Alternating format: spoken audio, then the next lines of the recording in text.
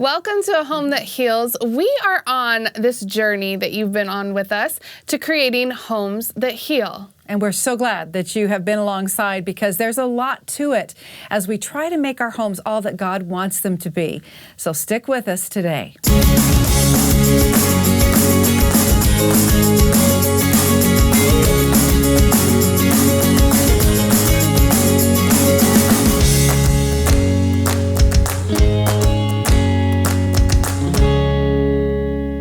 Hi, friends. We are so excited to be with you on this final episode of the season that we have been calling Raising Countercultural Kids. I'm Brie. This is my mom, Dee, and we just thank you so much for being with us. We've had wonderful discussions, wonderful interviews this past season, and as we head into the summer, we're going to take a little break, but we'll be back in the fall, and we hope that you'll continue following us on Instagram and Facebook on our little farm, and that's what we're going to kind of share with you. We have some big changes here on A Home That Heals in our family life. Boy, we do. And, you know, I just had spring break. A lot of you've probably had spring break. And so people say, oh, what'd you do over spring break? Did you have fun? Like, well, I moved. So you know how that is when you move. Is that ever fun? Has anybody ever had fun moving? I don't think so. Or at the end of it said, let's do this again next year. No. Except for you. She's had us move a couple of times because she's gotten some great ideas. And I have to admit, they're great ideas because where we moved over this last few weeks has really opened up so many new possibilities for our homes that we are trying to make homes that heal. We've got some acreage, we've got more animals, we're adding to our collection all the time. We might even spring a surprise on a few family members about some of those animals coming along. We'll talk about that later. But it's a different way of living. We've done multi-generational living now for about a dozen years. And this new move is allowing us to kind of kick it up a little bit and take it to a different level. It is. It's exciting. We moved, to the 20 acres from 5, and we loved being able to, start our little farm. We have our alpacas and our horses, but for us, we really wanted to create a space where maybe people can come and visit our animals, but also where all of our animals are doing something for us. There's so much more value when you have to go, feed and water and build fences and pick up poop and all of that. It just feels different when your animal is then providing something back to you. And we have seen, first of all, we talk about lifestyle therapy. We are big components or proponents of lifestyle therapy, where our lifestyle lends itself to healing. And that has to do a lot with the work a farm provides and the, benefits that you get from being around animals. However, a huge benefit for us has been the multi-generational living aspect of that. And we know for a lot of you, we're hearing from you that you're having to start considering maybe multi-generational living for financial reasons, for health reasons, whatever it might be, childcare reasons. And we've gotten a lot of questions like, how do you do that? It really struck a chord when we started talking about this. We probably started talking about it a little over a year ago. And we realized that with, the economy, inflation, all the things that are happening, a lot of people are really seriously needing to consider, okay, what do we do? Let's think outside the box. Let's think outside of what's normal. And so as we talk about countercultural living, that we thought it was. We thought this multi-generational thing was countercultural, but I believe it's shifting. And people are starting to realize that this is a great way to live. And even though maybe you're being forced into it a little bit, hey, it has some real significant benefits. It does. I think one of the things I just loved, and we'll give you a little sneak peek into what it was like the last few weeks as we were moving, is living with you guys, my parents, my husband's in-laws, my kids' grandparents. Our kids get to see us walk out conflict. And we had a little bit of conflict going on. And we might have a little bit more coming. We'll tell you about that in a minute. As we were moving, And just realizing all the incredible little trinkets that you and Dad have accumulated over the 150 years you've been living, I'm sure, because of how many boxes. We have a lot of boxes. And trinkets, I don't like that word, I trinkets. know, it's not trinkets. Tchotchkes, maybe, no. Stuff. We have a lot of stuff. Who knew that Easter bags could be so precious that we couldn't throw them away? So we have a very different view of things. And I got to say, I admire my daughter. She has this view of things. If they don't serve a purpose, if they haven't been used for a while, they are out the window. Let me tell you, I have seen many a birthday present I've given my grandkids out the window, either to one of the charities or, sometimes into the trash. And I've been like, I just got that. So, but that's, you know what? That's good because she doesn't have as much stuff as I do. Mm-hmm. And I really have realized that the stuff weighs you down. And because when we were moving, it was horrible. Well, and I kept going over thinking, oh man, we worked all day. We've got to be close. Like there's got to be, we probably only have one more day to go. And then sure enough, there was another closet or another area. But what was so fun, and this is what I loved about it, is it could have been something that was contentious because one, my husband and I had no problem making fun of them about it, and that could have really bothered you. And we made jokes and we said things, or we, just secretively kind of threw stuff in the trash or hurried and hauled it up for the youth ranch and took it away. Right. But I loved that you were able to take that well. And then vice versa, we could have gotten really upset and really frustrated. And I hope we had a lot of grace, understanding that it's a lot of life that you and Dad have lived and memories and things that you need to sift through. And that can't always just be thrown away as much as I would like it to be. And I loved that our kids got to see us deal with that because I have to be honest, when I thought of raising countercultural kids, it's very countercultural now in a lot of families to work through conflict. There's just so much out there about toxic relationships, and don't get me wrong, if you're in a relationship that is truly abusive, that is a separate thing. That's not what I'm talking about. But somebody hurting our feelings, or even maybe somebody having a personality trait that really is toxic, per se, that isn't something that you just get rid of. That's something you work through, and especially in family. And I want my kids to see that. I want my kids to understand that that's really important to work through those things. I think humor is a great way to work through that. It is, yeah. I really do. Is, yeah. And our family is kind of sarcastic, and she's really good at laughing at us. So we're just glad we can fuel the laughter. I know. You provide great entertainment for us.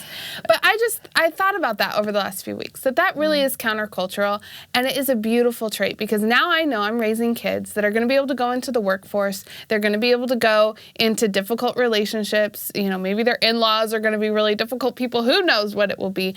And they will have seen us model through that and not just shove it under a rug and pretend like it doesn't exist, those frustrations or those disagreements or that conflict isn't there, but to really watch us walk through it. Well, that is a good point. I think that most people want to avoid conflict. Avoiding conflict is like a premium. It's like a supreme goal for a lot of us. And I lived a lot of my life that way too. Conflict is really hard for me. I don't like it. I'd rather sweep it under the rug. But one of the things that you learn as you live is that it always comes out. At some point, in some way, it comes out. So better to be honest about it and deal with it. Perhaps try to laugh with it and find ways that are positive that you can make it work. And you've really taught me a lot about that because not only do you do it with us, but I've seen you do it with the kids too. And that's really helped me to figure out how when I'm maybe a little irritated or frustrated with my grandkids, which never happens, maybe once in a while, but if I can kind of do the same thing, if I can start to, joke around with them a little bit about it and say, oh, come on.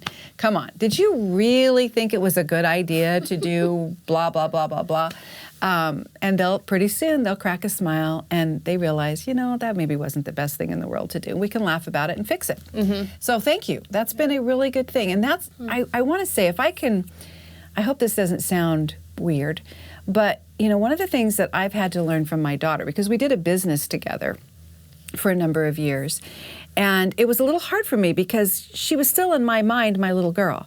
And so I had to realize, no, she owns this business. I'm just here as kind of a helper, employee, sidekick, whatever. I wasn't the main deal. And she understood her clientele far better than I did. She was of the generation that her clientele were in. And so I had to kind of submit to her and to her decisions and to her viewpoints on things. And it's kind of hard to do when you're older. I mean, if I'm talking to some of you in my generation, I think that can be hard. And it was good for me to realize that, you know what, I don't have to carry that weight, all of that weight. I don't have to be the know-all, be-all, end-all. I can be your helper. I can be the sidekick. And I've kind of loved that because, in this home that we're living in now, so let me just set the stage for you. So we moved, and now while we had 2 separate homes before on 5 acres, now we're in one home on 20 acres. So there is more room to get away from each other if we need to. But still, we're living under one roof for a while we do some adjusting on the living situation. And so while I'm in that situation, you're the mom. I'm the grandma. I kind of need to know my place. And it's not easy. I'll admit, sometimes I want to step in or I want to do things, and I probably do when I shouldn't. So we need to work on that a little bit. But it is one of those things that I'm learning from you, and I'm having to learn in this season of life that I'm not the big kahuna, and it's okay. Well, I'll just, kind of push back a little bit, though, because also I love being under your wing in a sense of having somebody to come to ask for wisdom. And I value your opinion very much. And there are times that she will step in, especially if I'm dealing with a conflict with the kids and I need, maybe my husband isn't there. And it is really nice to have another adult come say, yeah, I'm with your mom on this. I mean, don't you want that sometimes, moms, of, just having that kind of, backup. Yeah, it really is. I need some backup here.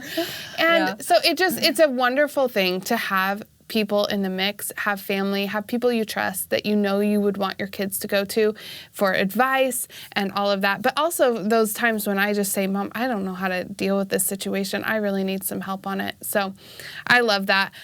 I hope and encourage all of you to consider multi-generational living. If it's something that you need to do and you're just not sure how to do it, or you think there's no way I could live with my family, there is a way. It's hard. It doesn't mean it's easy, but everything's hard, right? Choose your hard. And so when we come back, I want to share just a little bit more about what this is going to look like for us. And we'll just give you a few funny stories too as well. But we want to give a huge shout out to our sponsors. We appreciate you so much for believing in us. 89.5 KTSY, thank you so much for helping us produce this podcast. And Grady has been an incredible partner in this, just making this all come together. We thank you for that so much. Yeah, and we really appreciate Northwest Christian Credit Union, so we'll be back after a message from them. Hi, I'm Brad, president of Northwest Christian Credit Union, and we're proud to be sponsoring this episode of A Home That Heals. At Northwest Christian Credit Union, your financial well-being is our priority. Your Christian values are welcomed, and your faith is encouraged. From everyday personal banking to multi-million-dollar church loans to biblically sound investing, Northwest Christian Credit Union is your stewardship partner. We're here to serve with personalized banking in person or online. Northwest Christian Credit Union has been serving the Christian community since 1954. Investing back into our local Christian community is a part of our DNA, and believe that healthy homes foster a stronger community. So we are proud to sponsor A Home That Heals. Visit mynccu.org to explore how membership can benefit you. Welcome back. We're talking about multi-generational living, which, as we said earlier, is becoming a little more normal. People are doing it more, or at least considering it more, but it still is a little bit countercultural, especially in some of its specific aspects, because you have to give up some things to do multicultural living well, I believe, and that can be hard. It can be hard to decide I'm going to give up some of my freedom, some of my independence. My master bedroom. Yeah, we're living in their master bedroom now. And so thank you for that, by the way. You're welcome. They got kicked out into the other. It's not a terrible, No. but it's not the master bedroom, that's for sure. So thank you. You're welcome. Okay. You know, anything for my mom. Absolutely anything. But it's a beautiful thing. It makes you value and appreciate when you had a master bedroom.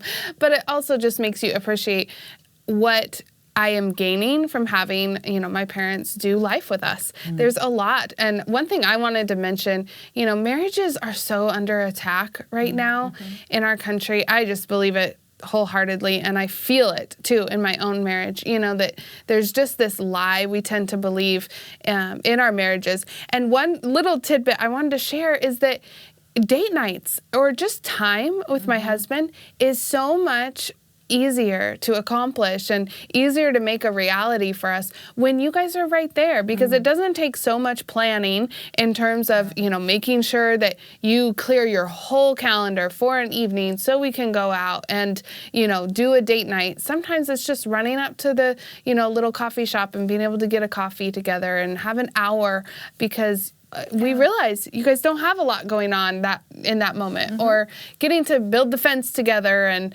you guys are kind of keeping an eye on the kids, and we don't have to worry as much about that. So I just wanted to put that tidbit in there. I think that it really is helpful to your marriage, and being able to have those people come alongside you that promised on your wedding day that they would be there and they would support you, and you guys have been that for us.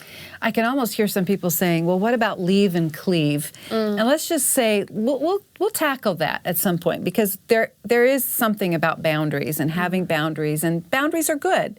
And we have them, and I think we have pretty healthy boundaries. But at the same time, there's something really wonderful about, as you say, being able to do life together and be more spontaneous, because now in our world, everything is so scheduled, we're all too busy, first of all. But if you can have some of that, as you say, ability to just do things that you want to do because you've got other adults around and they're there and they care for your kids. Yeah, I can see where that's a big plus. Let me give you one of the big pluses on my side of things. I've always lived pretty close to our grandkids. They have lived either right next door or just down the hill. Again, this is the first time we've been long-term, probably be a little long-term under the same roof until we get our place built. But one of the things that is so wonderful is seeing all those little moments that probably wouldn't come up in conversation between the two of us, because they're just everyday things that you probably don't think a whole lot about. But when you experience them as a grandparent, you're like, whoa, wow, this is just like so cool that I saw or heard this moment. And Brie, I had one the other day. I think you'll remember this. We were having dinner together, which we do a lot in this situation. We don't always. When we had our homes separate, we'd only have dinner together maybe once a week, would you say? But now a little bit more often since we're doing this transition. But it was dinner time, and we were sitting around the table, and our little 7-year-old it was his turn to say the prayer before dinner. And he started to pray. And, right now there's so much unrest in the Middle East. There's so much going on, and that was kind of the last thing I thought he would pray about. But when he prayed the blessing over the meal, he prayed for Grandpa's knee, he prayed about, his Nana and his Papa, his other grandparents, and some other people.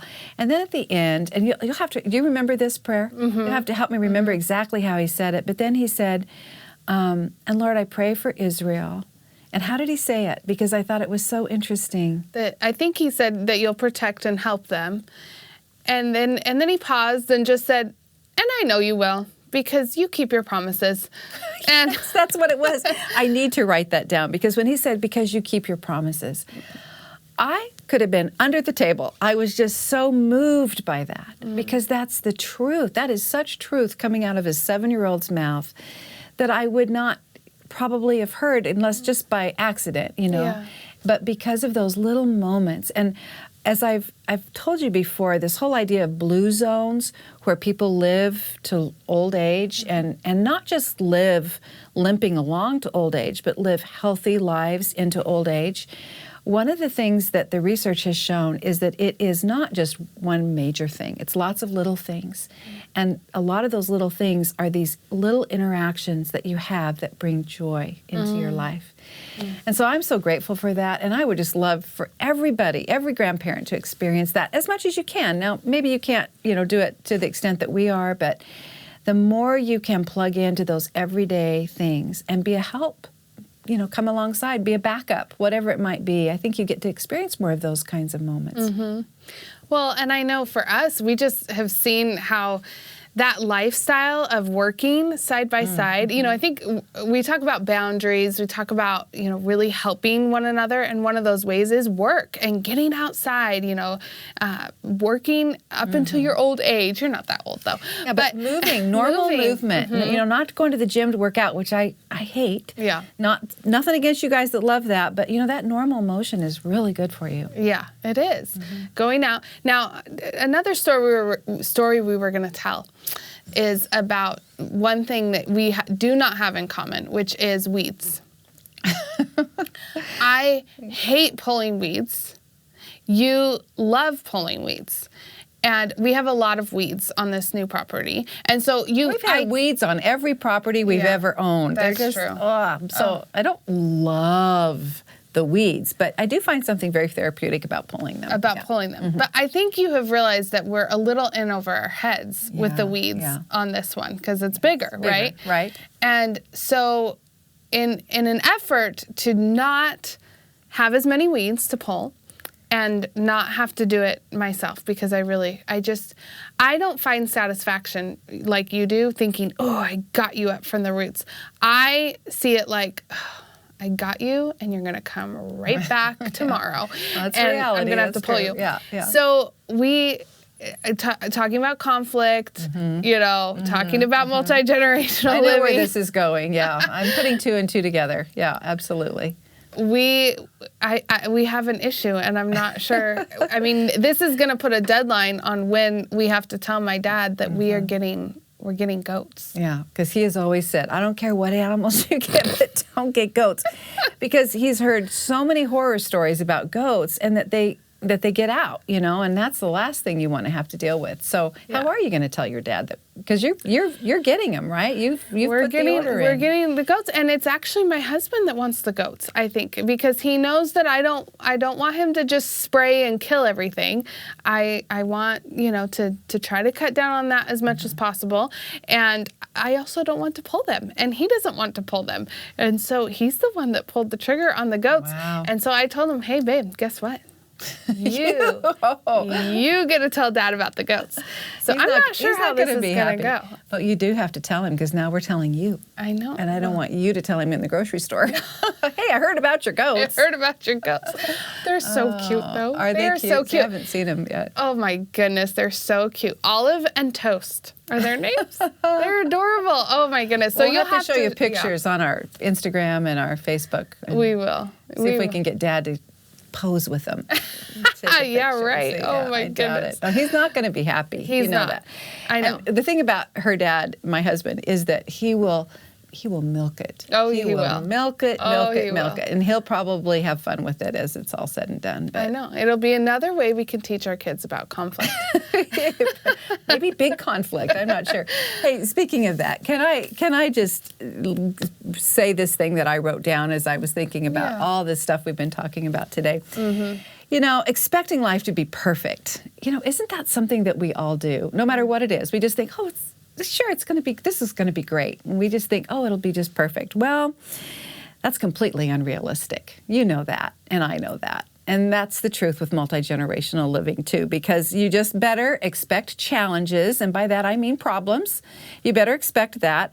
Disagreements, the need to compromise. Those are things you need to expect with multi-generational living, is that opportunity to compromise. But the other side of that coin, joy. Celebrate the joys, the benefits, those moments, those unexpected serendipities. When you share those and experience those, remember those, tell those stories, that is what makes it all worth it. But don't expect perfection, because that's not it's not realistic. And I just have to go back to the verse that we recite this so often, Philippians 4:8, where Paul says, you know what? Remember, above all, remember this, whatever is true, whatever is honorable, whatever is just, whatever is pure, whatever is lovely, commendable, if there is any excellence, if there is anything worthy of praise, think about those things.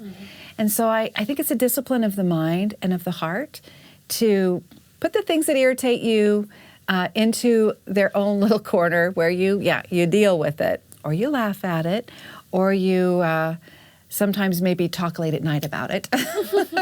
But overall, your mind, your heart is thinking about the things that really make life worth living and make multi-generational living really something that we would encourage you, if at all possible, to consider. Well, and as we round out this season of just focusing on raising countercultural kids, it's more important now than it ever has been. You know, our kids, the culture is just coming right at them. I think we've laid out that case for you as we've talked through just some of the hardships our kids are having to face. Yet, our battle isn't against flesh. It's against, the spirits of this world, and it's much bigger than something that we can just tackle on our own, and it can start to feel really scary and something we should be fearful of. Yet isn't it like our God that would come and give us tangible ways that we can fight against the culture, that we can help raise healthy, happy, joyful kids? Isn't it like him to do that with relationships, to do that with his creation, with fresh air and sunlight and animals and water and food?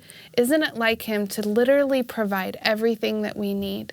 His word that we get to soak up every single day if we take the time to do so. It's just beautiful. That then when you start focusing on all the tools you have at your dispense right around you, it is miraculous, and you don't have to fear. You all of a sudden that fear and that worry starts to melt away. And so I'm so thankful for how we've gotten to live. We're going to continue this summer just sharing probably some of the funny stories that are happening out on the farm and the funny things with the animals and what our plan is for the future.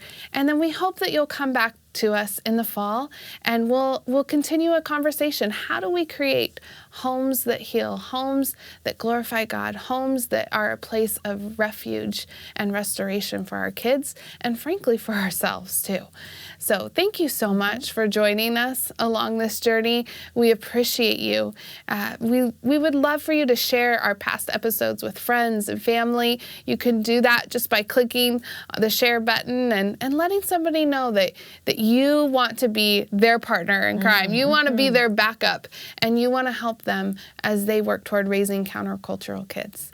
We wish you well, don't we, though? I mean, just thinking about the next few weeks as we all head into summer and a busy time in its own way, we hope and pray that it's a really wonderful time and season for your family.